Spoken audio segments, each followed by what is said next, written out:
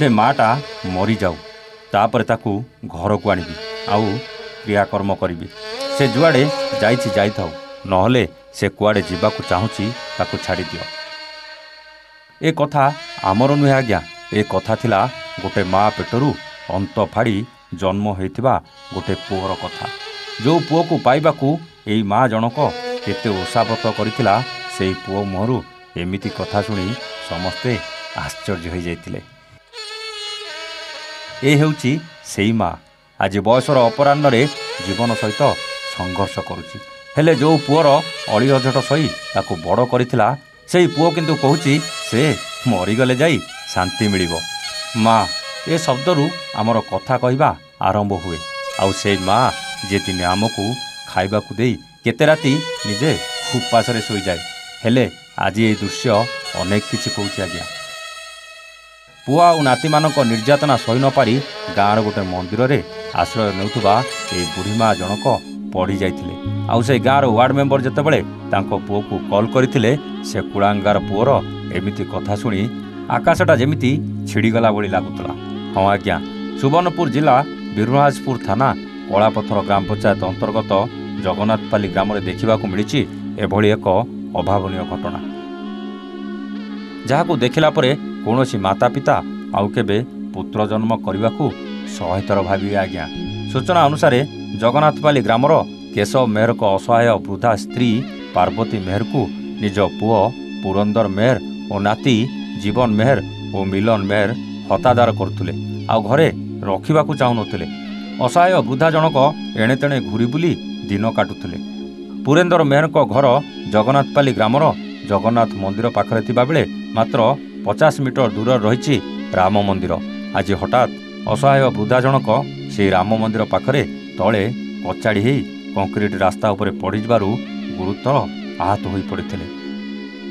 आहत वृद्धा को ग्रामर जड़े महिला प्रथम उद्धार करने को जाई लोक मानकू डाक पकाइथिले। घटनास्थल शताधिक पुरुष महिला रुंड हो आहत वृद्धा को उद्धार करी राम मंदिर प्रांगण में शुआई देथिले। तापरे पुरंदर मेहर को निज माँ को घर को नहीं जावाकू खबर देथिले एवं ग्रामर वार्ड सभ्य फोन मध्य करथिले किंतु बड़ दुखर विषय पुरंदर मेहर निज माता पार्वती मेहर को घर को नेबाकू सफा सफा मना कर देथिले। एपरिकी मो माँ मरीगला परे जाई घर को आनिबी जीवित अवस्था रे घर को अणाजिब नाही बोली ताकू कुआडे सफा सफा शुणाई देथिले।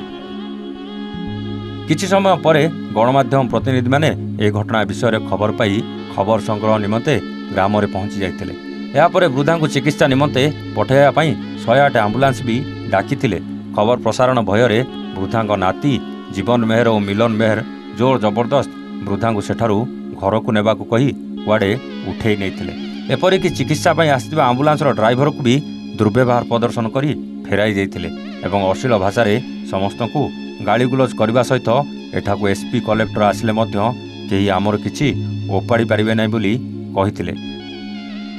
समस्ते निज निज घर को पळाओ नहले परिस्थिति बहुत खराब हेबो बोली कही अश्लील भाषा रे समस्त ग्रामवासी को गालीगुलज और धमक चमक देइथिले। खबर प्रसारण परे असहाय वृद्धा को उद्धार करने सहित दुर्व्यवहार प्रदर्शन करुवा पुरेंदर मेहर जीवन मेहर और मिलन मेहर को विरुद्ध में दृढ़ कार्यानुष्ठान ग्रहण करा उचित बोली ग्रामवासी माने दाबी करिसेंती। सरपंच प्रतिनिधि हिसाब रे मु घरे नहीं थी सोनपुर जाइली आसला के मत फोन फोन कल पड़ी गलु आसली देखली बोले आगे फोन कली से घरे नहीं थी जेन भाग्या नहीं थे फोन कली नहीं थे भले आनमी बोले मत कही हाँ ठीक अच्छे बोली आपण मैंने आसला बेलू मुझे आसली नाती मान धरिकी जाइए एटा तार पु मुझे पचराली कहाँ लगे आसिक सुइजु बोली से बोला मोर पुआ और मोर बुहारी पिटले जे मुई पलि आसचे बोलिक बोला मुई कालठानु जानी मुई तो नाई थिली आम जाइनु गुप्तेश्वर काली सकल आइलु आला पर एठाना शुईला नहीं ताके मुझे आज बेलागे बोली तु ये मंदिर जगार एटार शुईबार जगह नुहे और तुई तोर घर के पला बोली से बोला ना मोर पुआ बुहारी पिटुजन और मुई नाई जाए और मुई अलग आड़े पलाबी बेल बुल्ले बोला बोले एथर से उठिक जाऊ था और पड़ जाए तार पुआ के मुझे जो फोन कली से बोला से मोरी सारे मुझे आज रहते मुझे नाई जाए बोला और मुई तो नाई थी सोनपुर जाइली और मु सोनपुर रोचे भी बोले मुझे मत जड़े जेना गाँव के आसली बाहर ठिया होती कहले से पुरंदर माँ मंदिर पड़े बोले पर मुझे आसला पर भितर गाँ लोक सब जमा होते केमती पड़ला केमती तो नाई जानी आम से आसला भितर दुही नाती जेनटा आसिक नहीं टेकिकी नहीं गले अवस्था खबर तो आज्ञा मोर नाई जानी मुझे भलसे बाकी